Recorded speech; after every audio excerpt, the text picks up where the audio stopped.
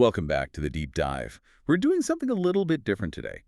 I want you to, just for a second, transport yourself to the near future. The date is Friday, February 13th, 2026. Friday the 13th. Okay. That feels a bit ominous to start. It does, doesn't it? Mm-hmm. The location is Jamaica, and the context is it's heavy. The island is just starting to get back on its feet after the devastation of Hurricane Melissa. The winds are gone, the debris is being cleared, but now the adrenaline has worn off. And the bill has arrived. The bill has arrived. That's always the hardest part, right? The cleanup is physical, but the recovery, that's all financial. And in this case, the financial reckoning is hitting the headlines and hitting them hard. Hard is an understatement. We are looking at just a massive figure today, $29.4 billion. That's the amount the Jamaican government plans to raise in new revenue for the 2026-2027 fiscal year. And usually when we talk budgets and taxes, it's easy for your eyes to glaze over. It feels so abstract. Right. But this is different. It's very different, mostly because of the timing. I mean, this isn't just routine fiscal policy. This is the first time in a decade they've introduced new taxes. It's a huge pivot. A pivot forced by the hurricane, which didn't just break buildings, it broke the bank. Yeah. It wiped out the country's fiscal buffers. Fiscal buffers, that's one of those terms economists love to throw around. Break that down for us. It basically just means the national savings account is empty, right? Essentially, yes. The rainy day fund got used for the stormy day. And now the government has to refill it and needs to show the world and its creditors that it's still solvent. So our source today is this really detailed analysis from Jamaica Homes News. It's titled Tax Reset After the Storm. Now, on the surface, it reads like a shopping list of pain. Taxes on drinks, taxes on tourism, on imports. But our mission here isn't just to read off the list. We want to figure out what this actually means for, say, the guy sitting at his kitchen table in Kingston, or the family trying to run an Airbnb in Montego Bay. Exactly. The headline might be revenue, but the subtext is really housing.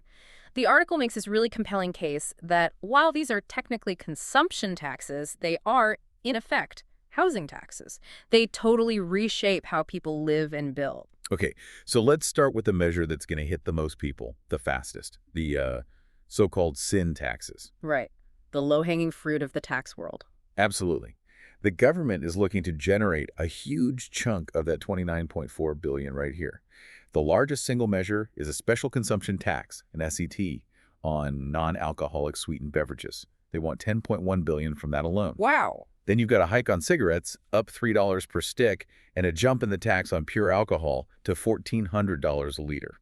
Now, if I put on my government spokesperson hat for a second, I'd say, this is about public health. We want people to drink less soda, smoke less. It's a wellness policy. Come on, let's be real. Is this really about diabetes, or is it about the fact that people are going to buy these things anyway? You've hit the nail on the head. In economics, we call it inelastic demand. It just means that even if the price goes up, people don't really stop buying it, at least not right away. The government knows that. They know that in a stressful post-disaster environment, people still want a soda. They still want that beer on a Friday. It's a guaranteed revenue stream. Guaranteed. Okay, so the government gets its cash. But here's where the article made a connection that I have to admit I hadn't really thought of. It connects the price of a Pepsi directly to the quality of someone's roof. That feels like a bit of a leap. Can you walk me through that? It does feel like a leap, but only if you think about housing the way we do in, say, North America, where you get a 30-year mortgage for the whole thing. Right. That is not how the majority of Jamaica builds. Right. It's the incremental bill. Precisely. Incremental housing improvement. It's just a fancy way of saying pay as you go. You don't build the whole house at once. This month, you buy 50 cinder blocks. Next month, a few bags of cement. You pay a mason to put up a boundary wall when you have the cash. So the house literally grows at the speed of your savings account. Correct. And where does that cash come from? It's from disposable income. It's the money left in your pocket after you've paid the light bill, bought groceries, and, bought your drinks. I see exactly where this is going. If the cost of your daily routine goes up, if that sin tax is eating up an extra $2,000 or $3,000 a month for a family, that's money that is not going into the cement fund. It's the latte factor, but with much, much higher stakes. The article points out that for lower and middle-income families, the margin is already razor-thin, especially after the hurricane. So when these taxes go up, those discretionary housing upgrades, they're the first thing on the chopping block. So the boundary wall doesn't get built, the leaking roof gets a temporary patch. instead of a proper replacement. And in a hurricane zone, that's not just cosmetic, it's dangerous. A deferred maintenance problem is a structural vulnerability for the next storm. So you're taxing daily items to build the national fiscal buffer, but you might be preventing citizens from building their own physical buffer. Wow. That is a fascinating paradox. The state gets stronger, but the houses might actually get weaker. Yeah. Okay, let's pivot to the second pillar of this plan, tourism. The engine of the economy. You can't have a tax conversation in Jamaica without it. So the measure is an increase in the general consumption tax, the GCT, on tourism activities.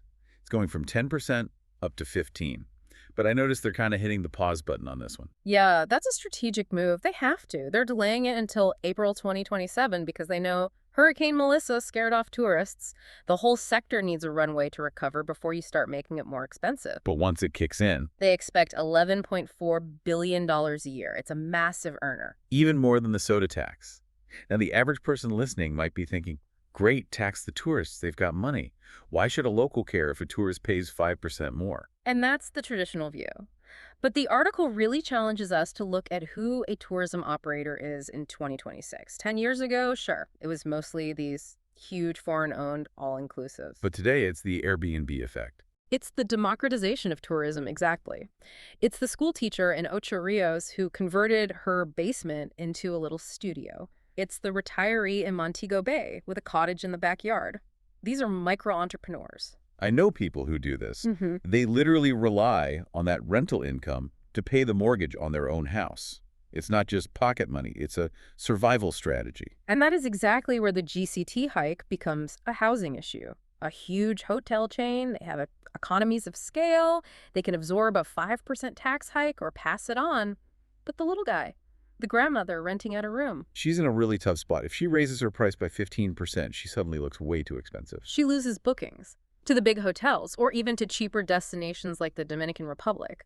And if she tries to absorb the tax herself, her profit margin, which was paying her mortgage or fixing her roof, it just disappears. So this tax could actually force a consolidation. Yeah. The big players get bigger, and the local families lose their foothold in their own tourism market.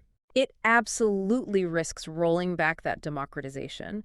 And if that income stream dries up for enough people, you're going to see mortgage defaults. You're going to see a slowdown in property maintenance in those key resort towns. It changes the entire wealth distribution. It's just wild how interconnected this all is. Yeah. You pull a lever on tourism GCT over here, and suddenly a family in Negril can't afford their mortgage. Economics is an ecosystem. There are no isolated variables. Speaking of variables that seem isolated, Yeah. let's talk about cars. The government is modifying the 20% duty concession on motor vehicles for public officials.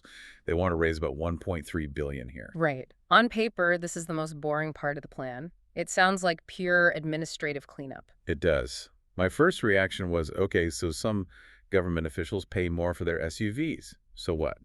Why does the article flag this as a potential problem for the housing market? Because of one word: logistics. You have to remember the geography of Jamaica. It's mountainous, it's rural.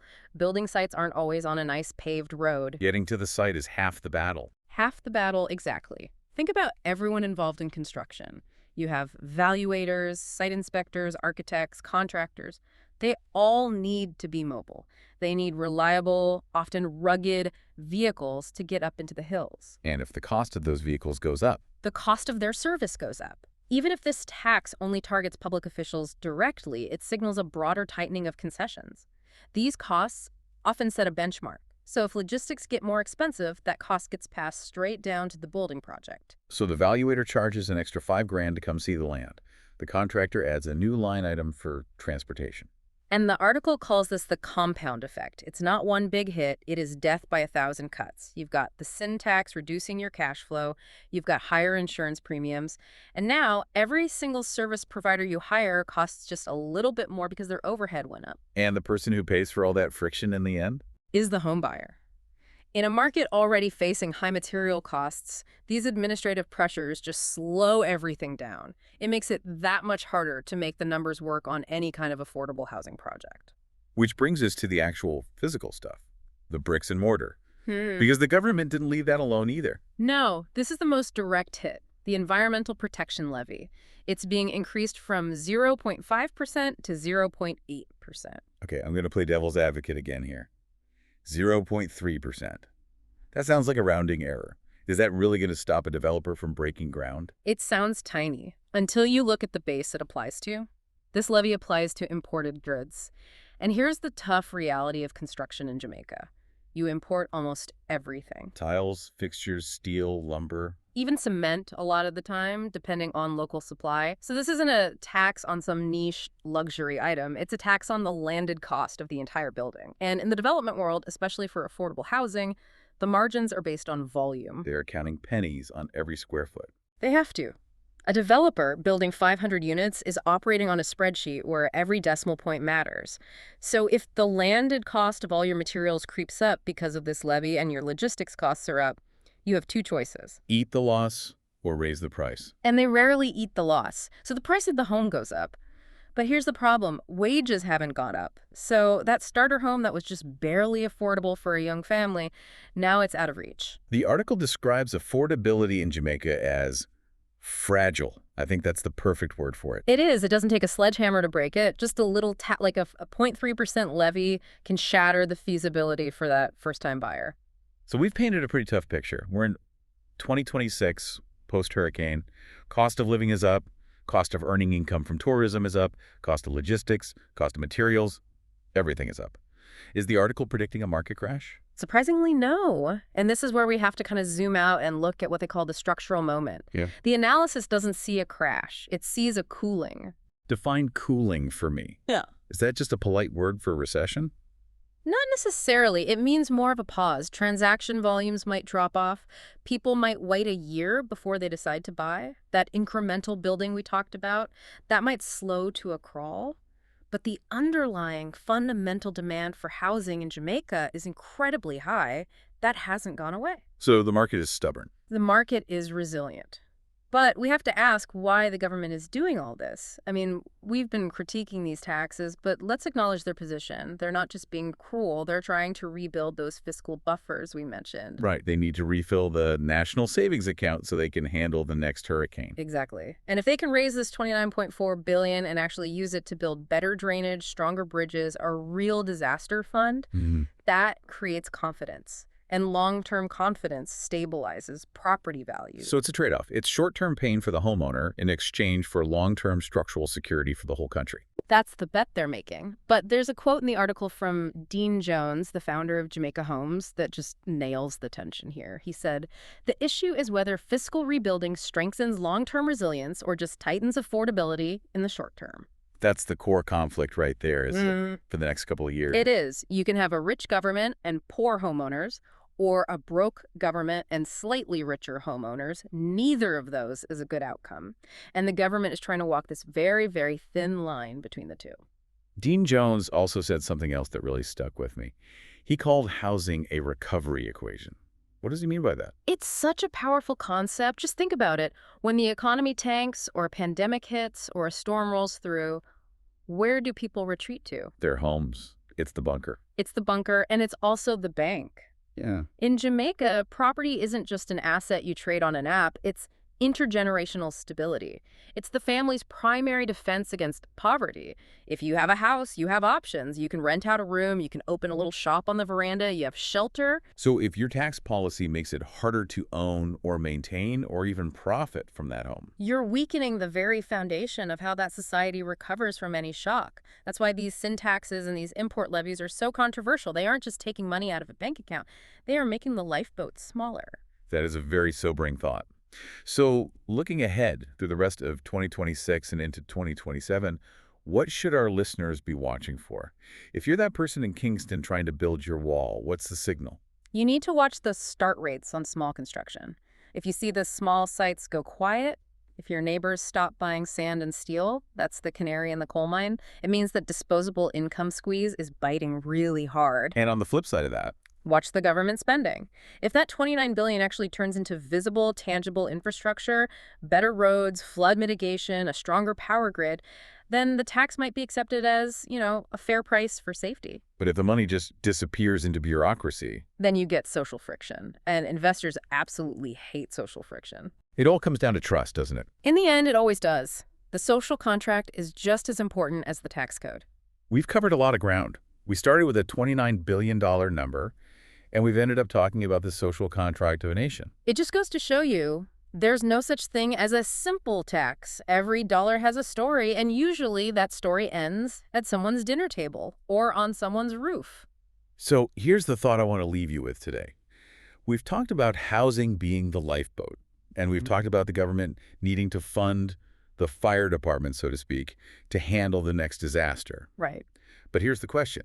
If we tax the materials you need to build the lifeboat, and we tax the income you need to maintain the lifeboat, are we essentially funding the fire department by selling off all the fire extinguishers? Wow. Yeah.